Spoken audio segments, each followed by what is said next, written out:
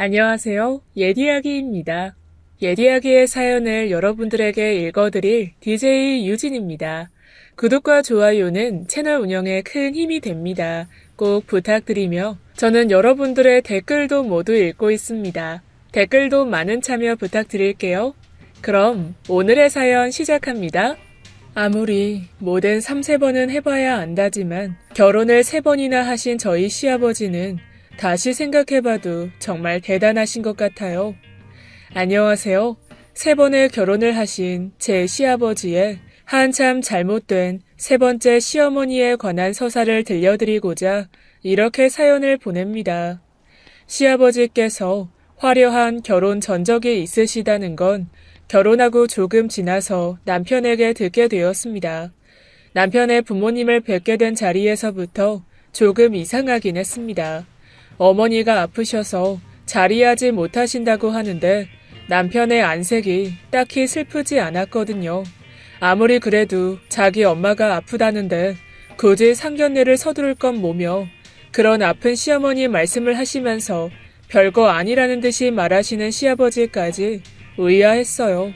그런데 결혼하고 얼마 안 돼서 병석에 계시던 시어머니께서 돌아가셨고 더 이상한 건 그런 시어머니의 장례식에서 슬퍼하는 사람이 거의 없었습니다. 친척분들이 수군대는 걸 우연히 듣게 되었는데 남편과 남편의 형제들 모두 돌아가신 시어머니의 자식이 아니라는 겁니다. 시아버지의 첫 번째 결혼에서 다 나온 자식들이라면서 말이죠. 이번에 돌아가신 시어머니로부터는 슬아의 자식이 없다고 말입니다. 전 처음 듣는 이야기라서 조심스레 남편에게 물으니 그제야 이야기해주더라고요. 돌아가신 분은 시아버지의 두 번째, 제가 상대이고 남편의 친어머니가 아니시라고 말이죠. 돌아가신 시어머니께서는 시아버지의 요양보호사셨어요. 첫 번째 시어머니께서 돌아가시고 크게 충격을 받으신 시아버지께서 몸이 안 좋아지셨죠. 한번 쓰러지신 적이 있으셨는데 그때 거동이 힘드시고 몸도 가누기 어려우셔서 남편이 요양보호사를 붙여드리셨대요. 시아버지는 상심이 크셨던지라 마음을 많이 의지하시면서 제가 하시게 된 상태라고 했습니다. 그때 당시에도 시아버님께서 꽤 연로하셨던지라 가족 계획은 따로 없으셨고 두 번째 시어머니께 자녀가 없었기 때문에 두 분이서 남은 생 적적하지 않게만 사시면 그걸로 됐다고 생각하고 집안 사람들 모두 크게 반대하지 않으셨답니다. 가족들은 두 번째 시어머니가 마지막 어머니일 줄 알았겠죠. 게다가 그것보다 더 놀라웠던 건 돌아가신 시어머니 이야기도 아니었고 남편이 그런 시어머니의 아들이 아니라는 것도 아니었고 전혀 슬퍼하지 않으시는 시아버지도 아니었습니다. 그 장례식에 동행한 시아버지의 세 번째 아내, 세 번째 시어머니의 등장이 더 놀라웠으니까요. 돌아가신 전 현 와이프가 동시에 같은 장소에 있다니 여기가 진정 한국인가 싶었습니다. 게다가 세 번째 시어머니의 모습은 상당히 기괴했어요. 장례식 복장을 모르시는 건지 알면서 일부러 그러고 오신 건지 너무나 화려한 레이스의 복장에 시아버지 덩치의 2배는 돼 보이는 체격에다가 경박스러워 보이는 그 화장에 말끝마다 콧소리를 내는 거슬리는 말투까지 저만 그래 보이는 건 아니었는지 남편과 다른 형제들은 애써 그분을 시야 밖으로 외면하더라고요. 쳐다도 안 보고 말을 붙여도 대답을 하는 둥 마는 둥 했습니다. 상종하기도 싫다는 듯이 말이죠. 첫 번째 시어머니, 남편의 친어머니이신 돌아가신 시어머니께서도 지병으로 오래 살지 못하셨다고 해요. 남편이 11살쯤인가 돌아가셨다고 들었고 두 번째 시어머니께서는 건강하셨는데 근 몇 년 새에 갑자기 몸이 안 좋아지시다가 돌아가신 거라고 하는데 제가 보기엔 아무래도 두 분 모두 시아버님의 외도로 인한 화병이 아니셨을까 싶었습니다.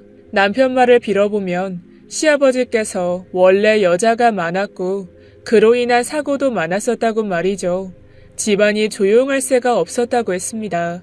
집에 모르는 여자가 찾아와서는 협박을 한 적도 있었고 돈을 요구한 적도 있었고 외도했던 상대가 그 당시 어린 제 남편을 몰래 데려가서는 인질로 삼고 칼부림을 한 적도 있었다고 말이에요.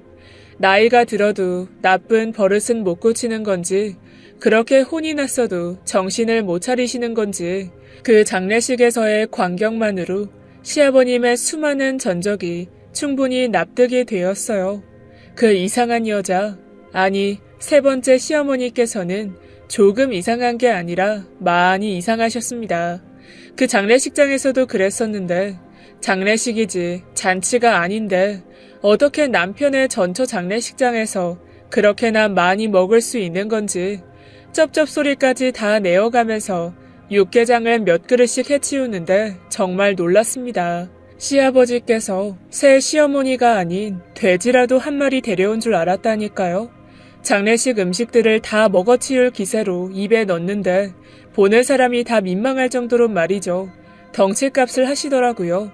제가 그 음식들을 일일이 갖다 바치느라고 고생했던 거 생각하면 지금도 아찔합니다.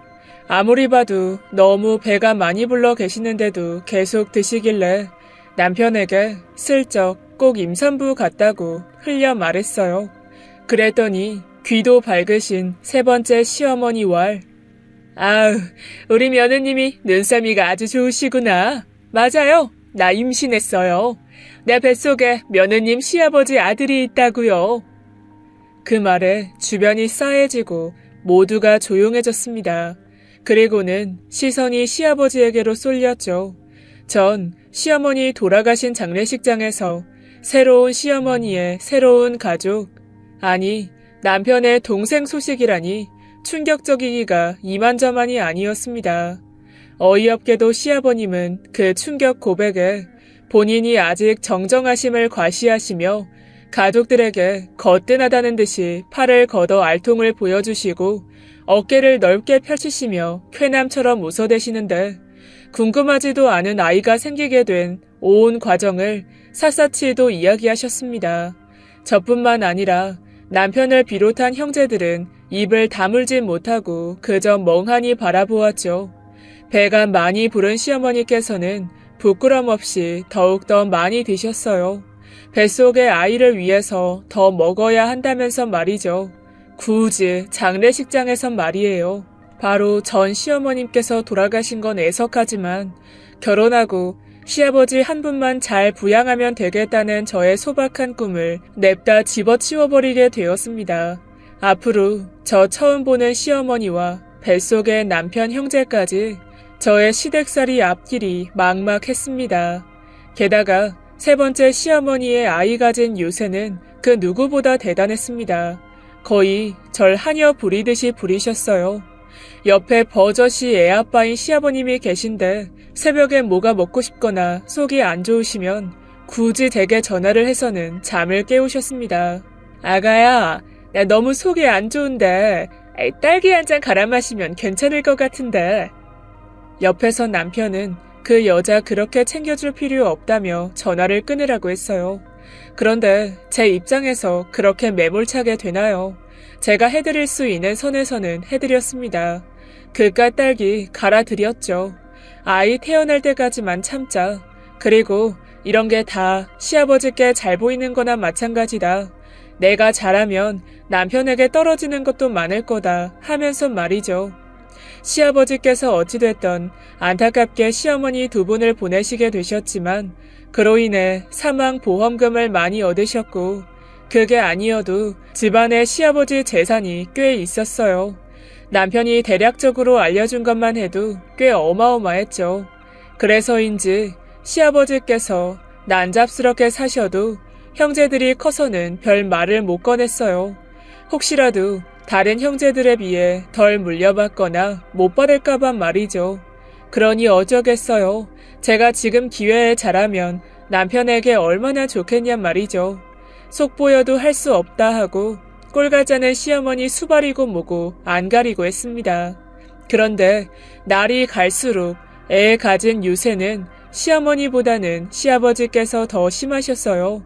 시아버님이 바쁘시고 집에 잘 안 계시니 제가 무슨 애아빠처럼 시어머니와 병원도 다니고 거의 붙어 있었는데, 그러는 저에게 시아버지께서는 고맙다는 한마디 못할 망정 이거저거 더 시키시는 겁니다.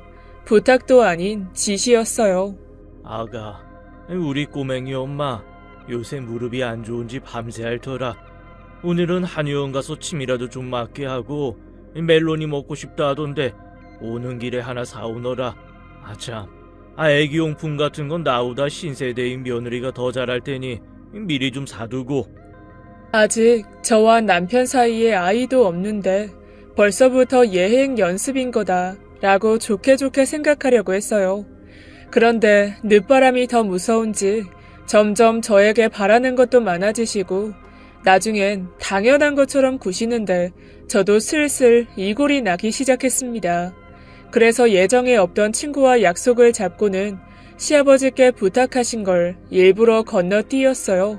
그랬더니 그날 밤 갑자기 저녁 식사 시간에 시어머니께서 마구 헛구역질을 하시는 겁니다. 그래서 놀라서 챙겨드리니 시아버지 들으라는 듯이 제게 요즘 밥 먹으면 속이 울렁거려서 멜론 좀 먹을까 했는데 우리 아가가 친구 만나느라 바빠서 빼먹었다고. 그거 한 입만 딱 먹었으면 좋았겠구먼. 너무 어이가 없어서 남편을 쳐다보니 남편이 인상을 팍 쓰고는 고개를 짧게 흔들더라고요. 그냥 무시하라는 듯이 말이죠. 그랬더니 갑자기 시아버지께서 저와 남편을 번갈아 바라보더니 너네 지금 이 사람 새로 들어온 사람이라고 어머니 대접 안 하고 무시하는 거냐? 아무리 그래도 네 형제를 가진 사람이고 아가 너에게는 시어머니인 건 변함이 없는데 이 예의를 지켜야지. 큰 소리를 치시더니 밥을 먹다 마시고는 방 안으로 들어가 버리셨어요. 그래서 저는 안절부절 못하고 남편도 물만 마시고 수저를 내려놓더라고요. 저에겐 여전히 신경 쓰지 말라면서 말이에요. 그런데 멜론을 못 먹어 한이 맺히신 시어머니께서 시아버지께서 들어가시니 그제야 밥을 막 드시는데 누가 보면 며칠 굶은 사람처럼 잘도 드시더군요. 그러면서 얄밉게 제게 말하시는데 그러게 내가 먹고 싶다는데 그거 하나 사오는 게 귀찮아서 그러면 어째? 너희 시아버지 속상하셨잖니. 우리 아가 먹고 싶은 거 못 먹으면 태교에 안 좋아. 아가, 내일이라도 꼭 사와. 옆에 둔 밥주걱으로 진짜 한 대 치고 싶더군요. 남편은 그냥 그 자리를 피해버렸습니다. 그리곤 저를 따로 불러서는 얘기했어요. 왜 굽신대냐고요. 어디 출신인지도 모르고 잘 알지도 못하는 사람을 굳이 공경할 필요 없다고 말이죠. 이번에는 큰맘 먹고 형제들과 함께 반대할 예정이라고 했습니다. 시아버지 애를 가졌든 말든 이전 돌아가신 시어머니와는 전혀 다른 상황이라면서 말이죠. 그리고 얼마 지나지 않아 그때가 왔어요. 온 가족이 모였습니다. 시아버지의 재혼을 반대한다면서 말이죠. 시어머니께서 버젓이 계신데도 형제들이 작정을 했는지 시아버지께 강하게 이야기했어요.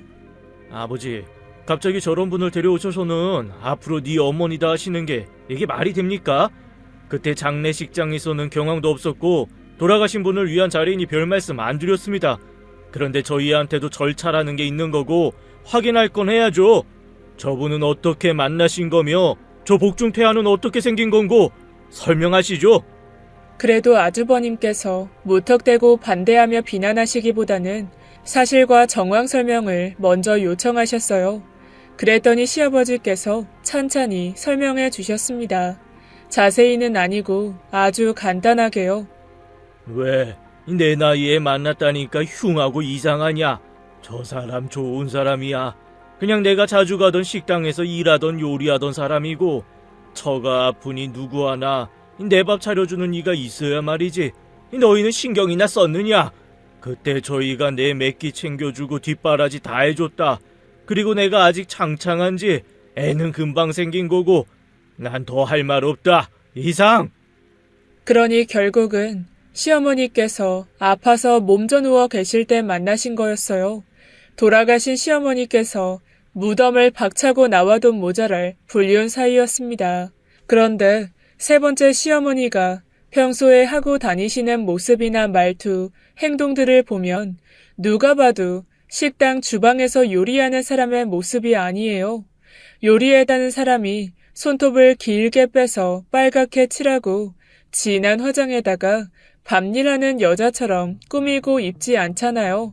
그런 사람이 어디 있어요? 전 처음 봤습니다. 그런 소소한 의문으로 반기를 들고 싶었지만 그저 패션만 그런가 보다 하곤 말았죠. 그리고 다른 형제들까지 합세해서 계속 반대 의견을 내고 있는데 갑자기 시어머니 계신 방에서 비명소리가 들려왔습니다. 그래서 제가 제일 먼저 달려 들어갔고 시아버지와 다른 형제들이 뒤이어 달려왔습니다. 시어머니께서 침대 아래에 엎드려서 배를 안고 계셨어요.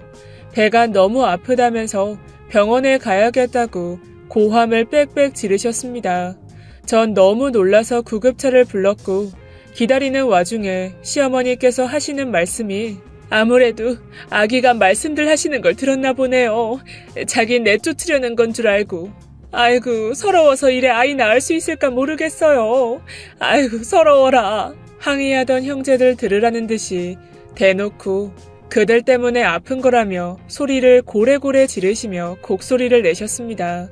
그러자 시아버지께서 당장 다신 오지 말라고 다들 꺼지라고 소리를 치셨고 다음에 이어서 이야기하자며 아주버님들께서 돌아가셨어요. 그리곤 구급대원이 오셨는데 시어머니께서 이제야 좀 안정이 되었다면서 병원까지는 안 가도 된다고 대원분들을 돌려보내셨어요. 그때 바로 느껴졌습니다. 아주 작정하고 이 집에 들어오신 분이시구나 하곤 말이죠. 그리고 매우 수상했어요. 원래 저를 꼭 하녀처럼 달고 다니시는데 배가 더 불러오시면서 저랑 거리를 두셨습니다. 뭐가 좀 드시고 싶으시다고 나가시겠다길래 위험해서 제가 같이 가드리겠다고 하니 혼자 갔다 오고 싶으시다면서 운동 겸 갔다 오겠다고 나가시곤 했어요. 저와 같이 안 가도 되고 편하고 좋으니 그러려니 했는데 어느 날은 제 친정 어머니께 연락이 왔어요. 새로운 시어머니 유학파시냐면서 뜬금없는 질문을 하시길래 되물었더니 친정 엄마 개모임 때문에 차이나타운 쪽 중식당에 들어갔는데 거기서 시어머니를 봤다는 거예요. 워낙 배가 불러있고 인상착의가 눈에 많이 띄니 바로 보였는데 반대로 시어머니는 제 친정 어머니를 잘 못 알아본 것 같았대요. 아무래도 저희 친정 엄마는 장례식 때 먼발치서 보았고 그땐 경황이 없어서 따로 인사는 못 드렸었거든요. 시어머니께서 어느 군복을 입은 흑인 군인과 마주보고 앉아서 식사를 하고 있는데 무척이나 다정해 보였다고 했습니다. 그래서 외국에 친인척이라도 있냐고 물으신 거였어요. 저야말로 의아해서 잘은 모르는데 오시면 여쭤보겠다고 했습니다. 밤이 많이 늦어서야 시아버지께서 들어오시기 직전에 시어머니께서 들어오셨어요. 그래서 바로 여쭈어 봤습니다. 어머니, 오늘 친정에서 어머님 식당에 계시는 거 봤다고 해서요. 중국 음식 드시고 싶으셨어요? 저한테 말씀하시지. 왜 이리 멀리 가셨어요? 근데 같이 계셨던 군인은 어떻게 아시는 분이세요? 제 말이 끝나자 시어머니께서 굉장히 당황하는 거예요. 아무래도 제 친정 엄마가 잘못 보신 것 같다면서 말이죠. 저희 엄마 연세에 비해서 눈 좋으시거든요. 몽골에서 활 쏴도 되실 분이신데 왜 거짓말을 하시지 싶었어요. 그래서 친정 엄마께 다시 한번 확인까지 했는데 무조건 맞다고 하셨습니다. 아니, 그걸 어떻게 못 알아보니? 네 시엄마 꼴이 워낙 튀어서 다른 개원이 저기 이상한 여자 있다고 보라고 해서 보다가 바로 알아봤어. 어디 흔한 차림새여야 말이지. 자기 아니래? 좀 이상하다 네 시엄마. 전 확인 사살까지 한 후에 바로 며칠 뒤 또 설명 없는 외출을 하시길래 몰래 뒤를 따랐습니다. 택시를 타고 아주 멀리 가시는데 또 인천이었어요. 이상한 골목으로 들어가시는데 약간 그런 데였어요. 옐로우하우스라고 쉽게 말하면 홍등가 같은 데 있잖아요. 이런데 왜 가시지 했어요. 그런데 택시에서 내린 시어머니를 기다리고 있는 흑인 군인이 있었습니다. 시어머니께서는 그 군인을 보자마자 안고는 입을 맞추었어요. 외국식 인사라 거기까지는 거슬리지 않았어요. 한참 반가움을 표시하더니 가방에서 시계랑 은행, 돈봉투를 꺼내서는 그 군인에게 건넸습니다. 그 시계는 시아버지께서 아끼시는 것 중 하나였어요. 남편도 탐냈었는데 워낙 고가라서 양보 안 해주셨던 거라 제가 똑똑히 기억하고 있었거든요. 군인에게 그것들을 건네고는 시어머니께서는 세워둔 택시를 바로 타셨습니다. 아무리 봐도 너무 이상해 보여서 몰래 사진을 좀 찍어 두었어요. 그 일이 있고 몇 달이 지나 시간은 생각보다 빨랐고 아이가 나올 날짜도 가까워졌습니다. 출산이 임박해 오니 시아버지께서 특히나 운동을 열심히 하셨어요. 이제 아이도 태어나니 건강관리 잘해서 오래 살아야 할 것 같으시다면서 말이죠. 그런데 너무 유난을 떠셨던 건지 헬스장에서 운동하시다가 무리하셔서 허리를 심하게 다치셨습니다. 디스크가 파열돼서 수술까지 해야만 했죠. 그러시더니 겁이 좀 나신 건지 갑자기 변호사를 부르시고는 유서를 변경하겠다고 하셨습니다. 원래 유서 내용은 재산이 아주버님들과 남편에게 고루 나누어져 있었어요. 그런데 아무래도 새로 아들이 태어나니 태어날 아들 지분을 늘려야 한다는 겁니다. 아직 태어나지도 않았고 본처 자식들이 다들 장성하게 커 있는데 말이죠. 다들 반발하고 난리도 아니었어요. 하지만 시아버님은 고집을 꺾지 않으셨고 옆에서 시어머니는 더욱 부추겼습니다. 그래요, 여보. 아무리 그래도 우리 자식인데 애가 나와서 가진 것도 없으면 다른 형제들이 얼마나 하대하겠어요. 그리고 우리가 살면 얼마나 살겠어요? 우리 아기 너무 안쓰러울 것 같아. 시어머니의 콧소리 가득한 설득으로 시아버지께서는 곧장 유산의 지분 60%를 아직 안 태어난 아이에게 몰았고 나머지 찌끄레기 나눠주기 식으로 남은 형제들의 지분을 대충 정리했습니다. 점점 집안이 엉망이 되는 듯한 느낌이라서 전 더는 안 되겠다 싶어서 그 자리에서 다 까발렸어요. 시어머니께서 너무 수상하다고 말이죠. 이전에 제가 목격한 내용과 사진까지 보여드리면서 설명했습니다. 그랬더니 온 가족들이 의심스러운 눈빛으로 시어머니를 일순간 바라보았고 시아버지께서도 그 아끼는 시계가 넘어가는 걸 보셨으니 경위를 묻는 듯한 눈빛을 시어머니께 보내셨습니다. 그 모습에 너무 당황한 시어머니께서 말을 막 더듬으시더니 말도 안 되는 말들을 늘어놓으셨어요. 아니 이걸 어떻게 찍어... 여보, 이게 뭐냐면 내가 좀 신세를 진 사람인데 갚아야 할 게 남아서 급하게 빌려 썼어요. 이거 시계는... 그러다 갑자기 시어머니 다리로 양수가 터져 흘렀습니다. 그리곤 돌고래 소리처럼 비명을 지르셨어요. 출산일 일주일을 앞둔 때였습니다. 워낙 노산이라 조심해야 하긴 했는데 너무 힘을 주셨는지 아주 난리가 났습니다. 변명을 더 이어가지 못하신 채 급하게 응급실에 실려가셨죠. 아기가 나오기를 기다리는 동안 전 남편에게 말했습니다. 여보, 우리 분가하자. 애 태어날 때까지만 딱 참으려고 했어. 애 나오면 무조건 나만 개고생이야. 뻔해. 나 남의 자식 봐줄 생각 없어. 제발. 그래, 나도 지친다. 이 꼴 저 꼴 다 보지 말고 우리 나가서 살자. 그러자. 여태껏 고생했어 당신. 누가 들으면 제가 애 낳은 것처럼 남편이 제 그동안의 노고를 달래주었습니다. 그나마 그동안의 서름이 좀 달래지기는 하더라고요. 그리고 얼마 지나지 않아 시어머니의 아들, 남편의 동생이 나왔습니다. 제가 출산 경험이 없어서 아는 게 없어서 그런 건지 아니면 원래 태어난 지 얼마 안 된 아가들은 다 그렇게 생긴 건지 봐도 시어머니의 아기는 너무 이상했어요. 너무 시커멓고 어린 아기가 왜 그렇게 코가 큰지 꼭 오랑우탄 새끼 같은 모습인 거예요. 그런데 아기를 본 간호사들도 의아해했습니다.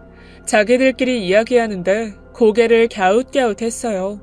그런데 시아버지 반응만 조금 달랐어요. 제 남편 태어났을 때도 저렇게 까맸었다는 거예요. 워낙 흑설탕처럼 까매서 다른 자식 낳아온 줄 알았다고 말이죠. 그래서 원래 그런 건가 했는데 며칠이 지나고 시어머니 몸도 회복이 되어갈 때쯤 아기는 점점 더 이상했습니다. 전 쌓은 것이 그때 본 그 흑인 군인이 계속 생각났어요. 누가 봐도 그 군인이랑 붕어빵인 모습이었거든요. 하지만 여전히 이뻐 죽는 시아버지와 별 관심이 없는 가족들을 보면서 고민이 되었습니다. 어차피 난 분가해서 나갈 거고 남편이 이 꼴 저 꼴 보지 말고 우리끼리나 잘 살자고 했는데 굳이 나서서 의심할 필요가 있는 걸까 하곤 말이죠. 그래서 의심 따윈 잠시 접어두고 그저 남편과 제 생각만 하기로 했습니다. 분가 생각에 너무 신나더라고요. 그런데 아니나 다를까 아무리 분가를 한다고 해도 시아버지께서 아이 새로 태어났으니 저보고 좀 도와주라고 성하셔서 분가 준비와 함께 시어머니 육아 준비도 같이 도와드렸습니다. 아이 물건이면 먹을 것이며 준비할 게 되게 많긴 하더라고요. 게다가 시어머니 그 남산만 했던 배가 아이 낳으면 다 빠질 줄 알았는데 그냥 원래 자기 배였던 건지 변화가 없었습니다. 단 1도 줄지를 않았어요. 그래서 병원에서 체중 관리가 필요하다고 하기도 하고 시아버지께서 또 유난이셔서 운동도 끊고 몇 번 데려다 드렸죠. 분가까지 한 달 정도 남았고 그래 그때까지 참자 하고 있었어요. 그러던 와중에 시어머니 운동을 여느 때와 같이 데려다 드리는데 운동센터에서 에어로빅 복장을 입은 어떤 여자가 저와 시어머니에게 다가왔습니다. 그리곤 바로 시어머니 어깨를 잡았어요. 어머 춘아 언니 이게 웬일이야. 살아있었네. 병 걸려서 죽었을 거라고 들었는데 얼굴 좋네. 돈 많은 남자 잡았어? 모든 단어 하나하나에 경박스러움이 가득한 질문이었고 시어머니는 짧은 순간 얼굴이 벌개지시더니 모르는 척 그냥 지나가자고 절 끌었습니다. 그런데 빠르게 지나가는 저희 뒤로 그 에어로빅복의 여자가 소리를 쳤어요. 어머 언니, 모른 척한다고 가려질 거 아니잖아. 애들 벼르고 있어. 내가 조만간 제임스랑 찾아갈게. 시어머니께서 운동센터에 들어가셔서 운동을 하시는 동안 저는 그 여자분을 찾아다녔습니다. 이전부터 이상했던 그 느낌들을 그 여자라면 다 풀어줄 수 있을 것 같았어요. 워낙 알록달록한 운동복을 입고 있어서 찾아다닌 지 얼마 안 돼서 금방 발견했습니다. 정종의 시어머니 며느리라고 인사를 드리고는 자초지종을 물었어요. 그랬더니 아까와는 다르게 입을 닫으시는 거예요. 그래서 어느 정도 넘겨 짚어서 이야기를 했어요. 그때 봤던 흑인 군인 이야기를 꺼내면서 저도 다 알고 있다는 듯이 말입니다. 그랬더니 그제야 이야기할 상대가 생겼다는 듯이 기뻐하면서 모터를 단 듯 술술 이야기를 해주었습니다. 그 여자 입에서 나온 시어머니에 대한 이야기는 충격 그 자체였어요. 시아버지께서 말씀해주신 음식점 종업원이었다는 건 다 거짓말이었어요. 그걸 시아버지께서도 속으신 건지 다 알고 만나신 건지는 모르겠지만 시어머니는 원래 직업 여성이었어요. 단 한 번도 식당에서 요리하는 일을 하신 적이 없었던 겁니다. 어쩐지 요리하셨다는 분이 계란 프라이 하나를 못해서 저를 시키시길래 그때는 일부러 부려먹으려고 그런 줄 알았는데 정말 못하는 거였어요. 원래 시어머니의 주 활동 영역은 미군 부대 쪽이었고 중간에 성병에 걸려서 크게 아팠었다고 했습니다. 아예 여자로서 모든 기능을 잃었었다고 말이죠. 그래서 전 최근 출산한 사실을 알려주었고 그 사실에 그 여자는 크게 놀랐습니다. 그 에어로빅복의 여자는 시어머니와 과거에 미군 기지촌에서 같이 일하던 동료라고 했어요.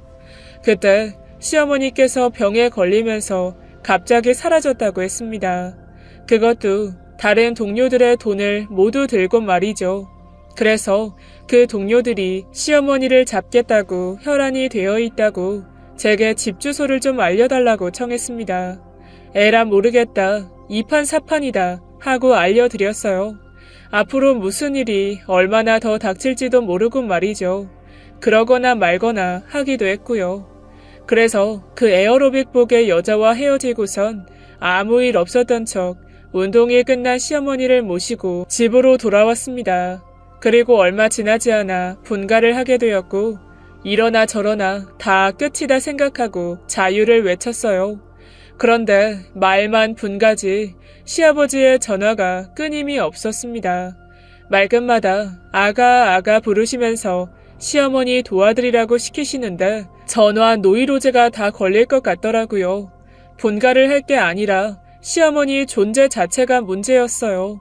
분가하고 얼마 지나서 시댁에 찾아뵈니 아기가 좀 자랐는데 진짜 누가 봐도 시아버지 자식이 아니었어요. 의심이 확신이 되더라고요. 아는 지인에게 물어보니 사설업체에 돈 좀 써서 위례하면 친자 확인 쉽게 할 수 있다길래 간 김에 필요한 것들을 챙겨왔습니다. 아기 이쁘다며 안아주는 척하면 머리도 뽑고 면봉으로 입안을 한번 훑어서 담았습니다. 필요한 샘플을 모두 채취했어요. 그리고 가져온 것들을 남편에게 보여주며 한번 해보자고 설득했습니다. 남편은 태어난 아이에게 관심도 없고 시아버지 아들이던 아니던 이제 와서 상관없다고 하더라고요. 이래저래 시아버지께 질려서 연을 끊을 수 있다면 끊고 싶다고 말이죠. 저도 그러고는 싶었지만 그렇게 한 번에 연을 끊기에는 시아버지 재산이 많았어요. 제가 엄청 속물 같기는 하지만 제 이제까지의 노고를 생각하면 쉬이 포기할 수 없었습니다. 그리고 아무리 남이라고 쳐도 생각할수록 시어머니 행실이 얄미웠고 괘씸했고 말이죠. 신기하게도 저희 집안 같은 복잡한 사람들이 많은 건지 얼마나 유전자 검사를 하는 사람이 많은지 돈만 주니 일주일도 안 돼서 금세 결과가 나오더라고요. 정말 뚝딱이었어요. 결과는 역시나 당연히 시아버지 아들이 아니었어요. 게다가 한국인이 아닌 기타 외국인, 혼혈이라고 하더라고요. 제가 모든 주권을 쥐고 있는 것도 모르고 시어머니는 늘 부리듯 제게 연락을 해서는 몸이 어디가 안 좋으니 같이 병원에 가자, 오면서 뭘 사다 달라 아주 유세를 떨었습니다. 전 평소와 다르게 아주 반갑게 네 하고는 시댁으로 향했죠. 그리곤 저 혼자 가지는 않았습니다. 모두를 총동원했어요. 온 가족들과 시아버지, 그리고 변호사님까지 말입니다. 다시 유서 작성해야 할 거니까요. 남편은 몇 번씩 이유를 물었지만 오면 알 수 있다고만 말해주었어요.